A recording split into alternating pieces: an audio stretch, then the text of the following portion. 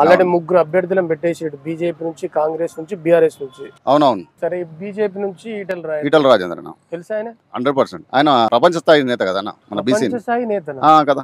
ఇప్పుడు అతను అమెరికాలో ఈటల రాజేంద్ర అన్న ఎవరైనా చెప్తారు. సరే, మీరు ప్రపంచ స్థాయి నేత అని చెప్పి ఈటల రాజేందర్ అంటా ఉన్నాడు. అంటే ప్రపంచ స్థాయి అంటే అంత ప్రపంచంలో గుర్తుపడతారు అతన్ని. ఈటల రాజేందర్ ఏమంటా ఉన్నారు అంటే, బీఆర్ఎస్ నాయకులు కొందరు హుజురాబాద్ లో చెల్లని రూపాయి మల్కాజిగిరిలో చెల్లుతుందా? మరి కామారెడ్డిలో చెల్లని రూపాయి కదా రేవంత్. కామారెడ్డిలో మన కేసీఆర్ కూడా చెల్లని రూపాయి కదా, వాళ్ళు కాదా చెల్లని రూపాయలు? అసలు ఈయన మల్కాజిగిరి మన సీఎం గారు అంత ముందుకు ఎంపీ ఉన్నాడు.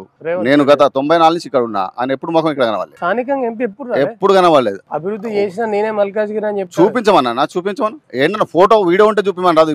ఉప్పల్లో సంవత్సరానికి ఒక్కసారి వచ్చినట్టు చూపించమని. సరే, నేను ఏమంటున్నా అంటే, ఇప్పుడు గెలిచిన వాళ్ళు అంతా, ఈయన ముఖ్యమంత్రి అయిన మొన్నటిదాకా రేవంత్ రెడ్డి ఇక్కడ ఎంపీ ఉండే సీఎం అయ్యిండు. అవును. ఇప్పుడు ఒకవేళ ఈటల రాజేందర్ గెలిస్తే నెక్స్ట్ ఏంటి? ఆయన తప్పకుండా బీసీ నుంచి మంత్రి అవుతాడన్నా సెంటర్ లో. ఇప్పుడు ఎంపీ ఎలక్షన్ అంటేనే మన ప్రైమ్ మినిస్టర్ డిసైడ్ చేసే ఎలక్షన్ ఇది. మన దేశానికి ప్రైమ్ మినిస్టర్ గా నరేంద్ర మోడీ ఉంటే బెటరా, రాహుల్ గాంధీ ఉంటే బెటరా? 100 మంది చెప్తారన్నా నరేంద్ర మోడీ కావాలని. ఏందన్నా ఎవరు చూసినా నరేంద్ర మోడీ అంతే కదా. ఎందుకు? ఇప్పుడు అమెరికానే ఉంది, చైనా ఉంది, రష్యా ఉంది, ప్రపంచ దేశాలు అగ్రదేశాలు ఉన్నాయి.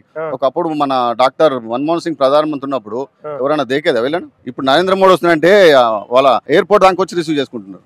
ఆ స్థాయి తీసుకెళ్ళింది కదా ఇండియాను. అంటే మరి ఈయన కూడా పాపం నరేంద్ర మోడీ చేసింది చాలు, ఇక మోడీ అంటే కేడీ అని చెప్పి రాహుల్ గాంధీ కూడా అవకాశం ఇవ్వాలి. ఆయన కూడా దేశం అంతా పాదయాత్ర చేస్తా ఉన్నాడు కదా. పాదయాత్ర చేస్తుంది కదా, ఏం అర్హత ఉంది ఆయన? అసలు ప్రధానమంత్రి అర్హత కూడా లేదన్న. ఎట్లా ఉంటదన్నా? తాత, తండ్రి, నానమ్మ, తండ్రి, ముత్తాత, సొంత నియోజకవర్గం ఆ మీదనే ఓడిపోయిండు. మొత్తానికైతే మన దేశ ప్రైమ్ మినిస్టర్ గా నరేంద్ర మోడీ ఉండాలా ఇక్కడ. ఇప్పటిగానా ఇంకా రాసి పెట్టుకోండి, ఇంకొక 10 years వరకు బీజేపీ ఉంటుంది సెంట్రల్ లో, మోడీ గారే ఉంటారు అంతే.